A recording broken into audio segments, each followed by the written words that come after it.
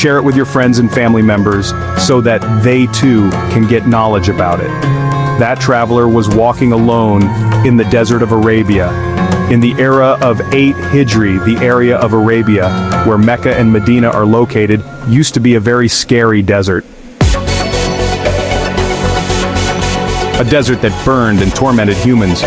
One was the beauty of the desert itself, the other was the danger of the wild animals. Travelers used to travel in the form of caravans, but this traveler was walking alone. He was riding a high-class warrior horse. His armor was tied to the horse's mane. A sword was hanging from his waist, and he had a spear in his hand. In those days, men's height, width of chest and body were gathered.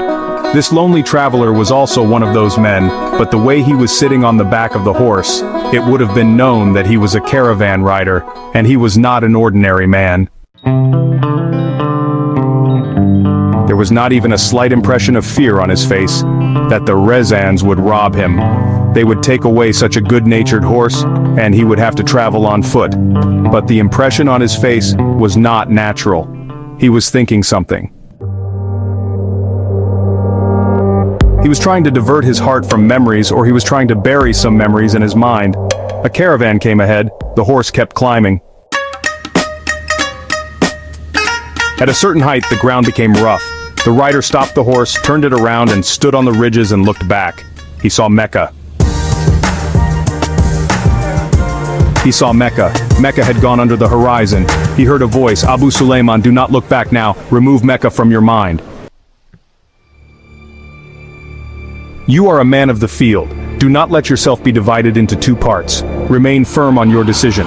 Your destination is Medina." He looked away from the side of Mecca. He turned the horse towards Medina and slightly shook the garden. The horse thought it was a sign of its rider. The prophet moved forward. The rider was 43 years old, but he looked younger than his age. Suleiman was his son's name. His father's name was al-Walid. But the rider preferred to be called Abu Suleiman. He did not know that history would remember him as Khalid bin Waleed. And this name would become another name for the military traditions and passion of Islam. But at the age of 43, when Khalid was going to Medina, he was not a Muslim. Apart from small fights, he had fought 2 major wars against the Muslims, the Battle of Uhud and the Battle of Khandaq. When the first Wahi was revealed on the 610th of December, Khalid bin Waleed was 24 years old. By then, he had become the leader of his tribe, Banu Makhzum, a military force. Banu Makhzum was one of the few respected families of the Quraysh. The military affairs of the Quraysh were the responsibility of the same family. The father of the Quraysh, Khalid bin Waleed, used to obey the orders and decisions of his father. At the age of 24, this status was also obtained by Khalid. But by rejecting this status, Khalid bin Waleed was going to Medina. Sometimes he felt as if a force from his personality was pulling him back. When he felt the impact of that force, his neck would turn backwards, but a voice would rise from his personality. "Look ahead, Khalid. You are Waleed's son, but he is dead. Now you are Suleiman's father. He is alive." 2 names stuck in his mind. Muhammad, peace be upon him, who had brought a new religion. And al-Walid, who was a great enemy of Khalid's father Muhammad, peace be upon him, and the new religion of the Prophet. As a result of this enmity, Khalid was abandoned by the world. Khalid's horse changed its direction on the water. Khalid looked there. He saw date trees and dense trees of the desert. The horse was going there. Entering Nakhlistan, Khalid jumped off the horse. After removing the imam, he became 2 dwarfs on the banks of the water. He poured water on his head and threw a few splashes on his face. His horse was drinking water. Khalid drank water from the spring, which was only for the use of humans. It was a small jungle. Khalid took off his horse's jean, and with the jean he opened a small door and laid under the dense trees. He lay down. He was tired. He wanted to sleep for a while, but the memories in his mind were not allowing him to sleep. He remembered a day when his loved ones planned to kill Prophet Muhammad. Khalid's father al-Walid was present in this plan. It was a night of September 622. The Prophet of Allah was chosen by the Quraysh to kill the Prophet of Allah. Khalid bin Waleed was the son of the leader of the Quraysh.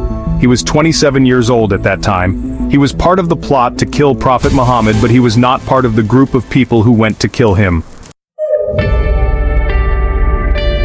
He remembered the night of 7 years ago as if it was yesterday. He was happy and proud that a man had called his religion, which was idolatry, false, and called himself the Prophet of Allah. It was natural to be happy, and he was not happy because he was ready to challenge his enemy and fight face to face. He had never even thought of killing the sleeping enemy. Anyway, he did not want to kill the Prophet of Allah. His house was empty and he did not have any household items. He did not have a horse or a camel. The Quraysh were sleeping on the hope that they will get the good news that the one who called them to his new religion has been killed. But they were looking at each other in despair. Then they started asking each other, where did Muhammad go? The Prophet of Allah had already been aware of his plan to kill and had migrated to Yathrib. By morning, the Prophet had gone far away. Khalid's memories were bursting out. He went back and forth for 16 years. One evening of 613 AH, the Prophet of Allah had invited some of the leaders of the Quraysh to his house for dinner. After dinner, the Prophet of Allah said to his guests that the gift I am presenting to you cannot be presented by anyone else because Allah has chosen me. Scene 3. Accept Islam. Allah has commanded me to call you to a religion which will make your world and your end happy and joyful. In this way, the Prophet of Allah invited his close relatives to accept Islam after 3 years. Khalid bin Waleed was not in that gathering. His father was Madhu. He told Khalid bin Waleed jokingly that Abdul Muttalib's grandson Muhammad, peace be upon him, is the prophet sent by Allah. We know that Abdul Muttalib was a leader of the Quraysh. Walid told his son Khalid that Muhammad's family has a high status, but why should anyone claim the prophethood of that family? By Allah, my family's status is no less than anyone else. Can anyone claim the prophethood of that family higher than us? Khalid bin Waleed asked. What did you tell him? Walid said that he was silent at first and then laughed, but Muhammad's cousin Ali accepted Muhammad's prophethood. Khalid bin Waleed did not forget his father's humorous laughter. He remembered the time when he was lying in Nakhlistan on the way to Mecca and Medina on the day of 629 Eid.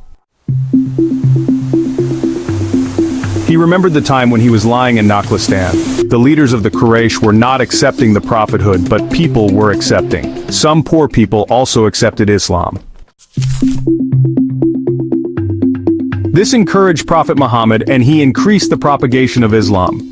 Prophet Muhammad was against idol worship. Muslims used to mock the 360 idols which were kept inside and outside the Kaaba. Before Islam, Arabs used to believe in one god and worship these idols. They called them gods and goddesses.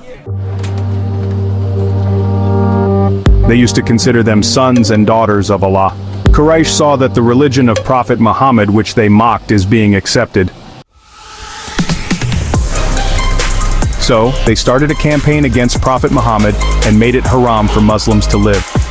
Khalid bin Waleed remembered that he used to gather people in the streets and markets and used to invite them to accept Islam. He used to say that idols can neither benefit nor harm them. Only Allah is worthy of worship, and He is the only one who has no partner. 4 leaders of Quraysh were against Prophet Muhammad. Khalid's father was al-Walid. The second was Prophet Muhammad's uncle Abu Lahab. The third was Abu Sufyan, and the fourth was Abu al-Hakam, who was Khalid bin Waleed's cousin. He was the one who was the most cruel to Muslims. He was very ignorant and a Muslim. That's why Muslims started calling him Abu Jahl. This name became so common that people started forgetting his real name. History has also remembered him as Abu Jahl.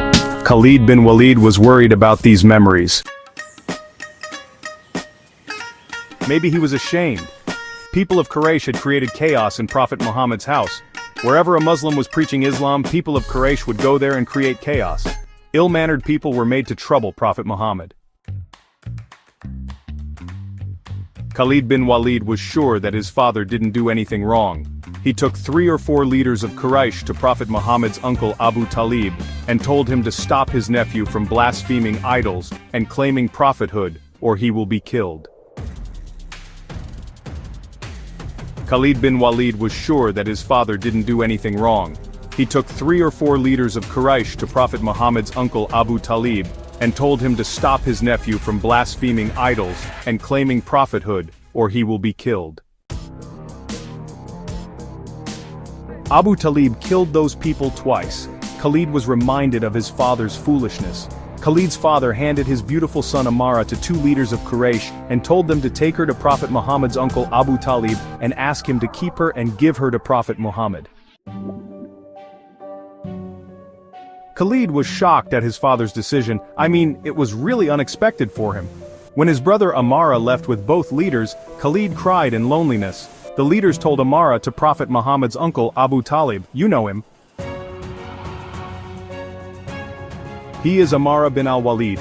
You also know that Banu Hashim, who you are the leader of, has not yet given birth to such a wise young man. We have come to hand him over to you forever. If you keep him as your son, he will be obedient all his life, and if you make him your slave, he will sacrifice his life for you. Abu Talib asked, but why are you giving him to me? Have the mothers of Banu Makhzum started selling their sons? How much do you want for him? A leader of Quraysh said, give us your nephew Muhammad instead of him. Your nephew has become a cause of your disgrace. He has rejected the religion of Prophet Muhammad and made it a new religion.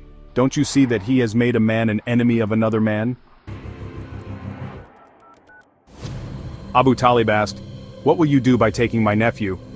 The other leader of Quraysh replied, murder. We will kill Muhammad. This will not be injustice. You see that we are giving our son to you. Abu Talib said, this will be a great injustice. You will kill my nephew, and I will raise your son, and spend on him, and give him a good life. What kind of justice have you brought to me? Khalid bin Waleed saw his brother returning with his leaders, and heard from the leaders that Abu Talib did not accept. Khalid bin Waleed was heartbroken. Khalid bin Waleed asked, what have you done to Muhammad? He shook his head and said, nothing. Muhammad's body is powerful, but, Rakana bin Abd Yazid is not enough to kill him. Rakana bin Abd Yazid was the uncle of Rasul Karim. He did not accept Islam. He was an Arab wrestler. Famous wrestlers came, and well, he did not leave them able to get up. He was a ferocious man. He was an Arab wrestler. Famous wrestlers came, and honestly, he did not leave them able to get up. He was a ferocious man. He only knew how to fight and kill. Khalid remembered the time when 3 or 4 people fed Rakana bin Abd Yazid and told him that no one can kill your nephew Muhammad. He does not fear his preaching, and people are following him. Can you not kill him? Rakana bin Abd Yazid said with arrogance that, do you want me to break his bones?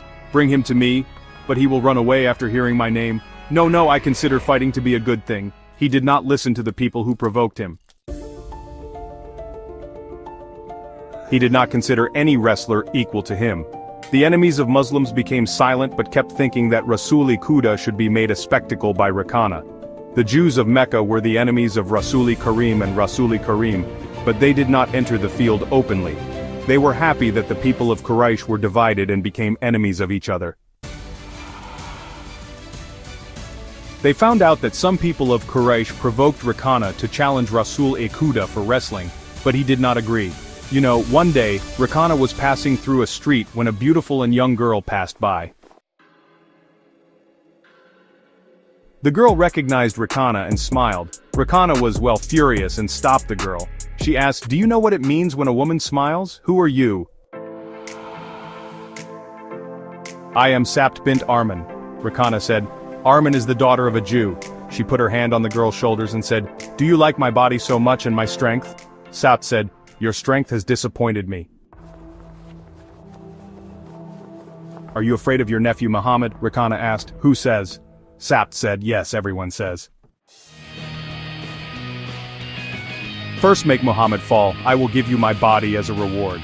Rakana said, "By the sons and daughters of Allah, I will come to you after fulfilling your wish. But you have heard wrongly that I am afraid of Muhammad. The fact is that I consider fighting with the weakest to be my insult. But I will fulfill your wish." The famous historian Ibn Hisham has written that the Prophet himself challenged Rakana for wrestling, but the second historian Ibn Asir has presented that Rakana challenged Muhammad for wrestling, and she said, "My brother's son, you are a brave and courageous man. I also know that you hate lying, but you know a man's courage and honesty is known in the arena. Come and face me in the arena. It will be the fight of an idolater and a prophet of true religion, and if you lose, don't forget your promise."